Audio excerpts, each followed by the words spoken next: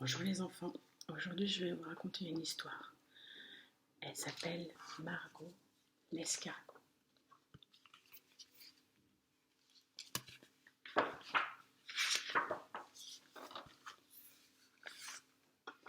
La famille escargot habitait depuis bien longtemps ce vieux jardin.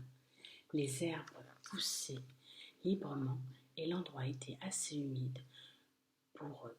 Quand la pluie tombait à grosses gouttes sur les feuilles des arbres, ils sortaient de leurs coquilles pour faire un petit tour, mais n'allaient jamais bien loin.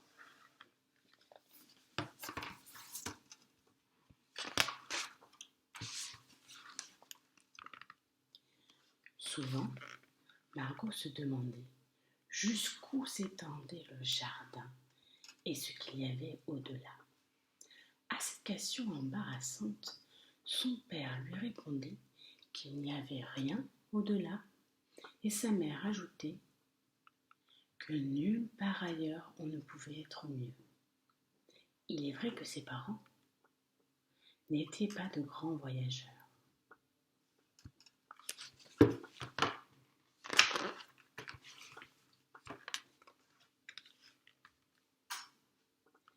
Sa curiosité se faisait pressante. Margot décida un beau jour de courir le monde. Elle embrassa ses parents, salua les voisins et s'en alla en agitant ses cornes. N'est-ce pas merveilleux d'aller où bon me semble quand on porte sa maison sur son dos, pensait-elle en rampant joyeusement entre les tiges serrées.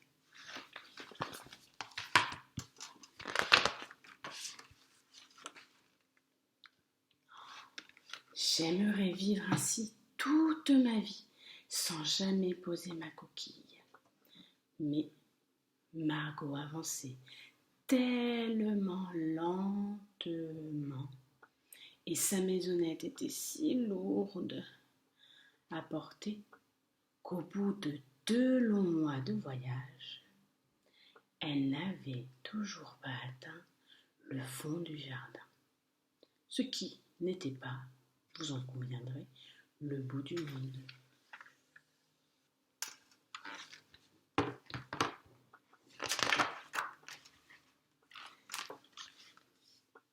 Ah, si seulement j'avais des ailes, comme les hirondelles, ou bien des pattes, comme les sauterelles, soupira-t-elle tristement, quand soudain, la feuille sur laquelle elle était assise fit des bonds par-dessus les herbes. Cette feuille bondissante était en fait une grenouille, rainette, qui voulait prendre un bain dans le ruisseau.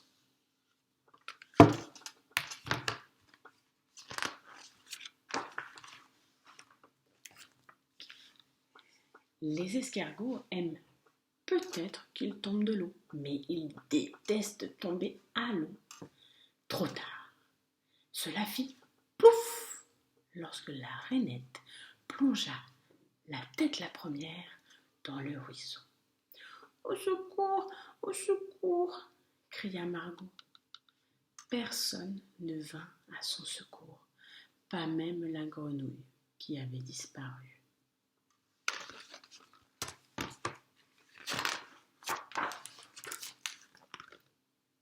Margot parvint quand même à s'agripper à une sorte de bateau un peu rouillé.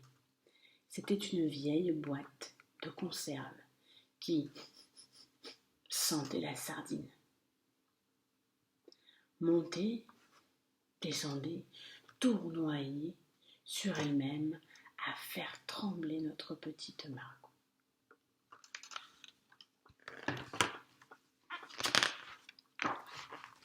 Le courant était de plus en plus fort.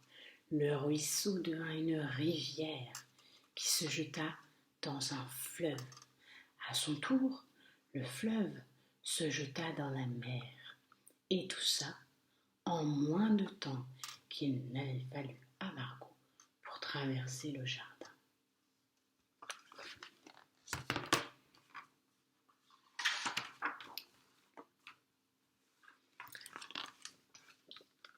Après un long voyage, la boîte de sardines s'échoua sur une plage où vivaient paisiblement de merveilleux coquillages.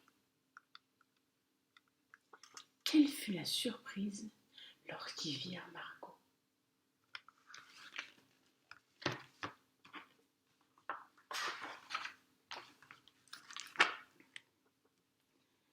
D'où pouvait-elle venir?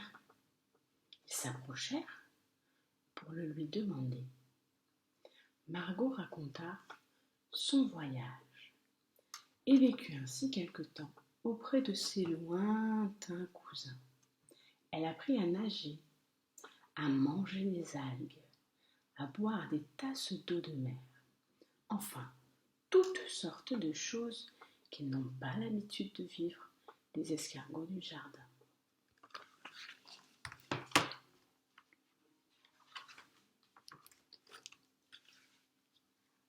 Un jour pourtant, Margot voulut rentrer chez elle. Je crois bien que ses parents lui manquaient. Alors, elle remercia les coquillages et du bateau-boîte de sardines leur fit un petit salut.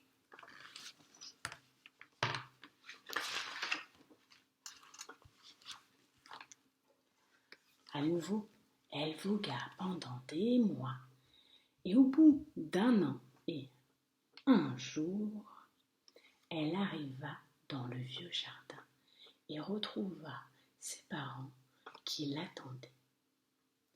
Maintenant, elle pouvait rester pour toujours auprès d'eux.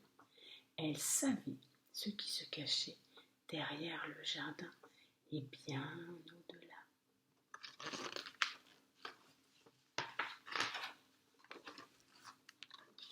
Et c'est la fin de notre histoire.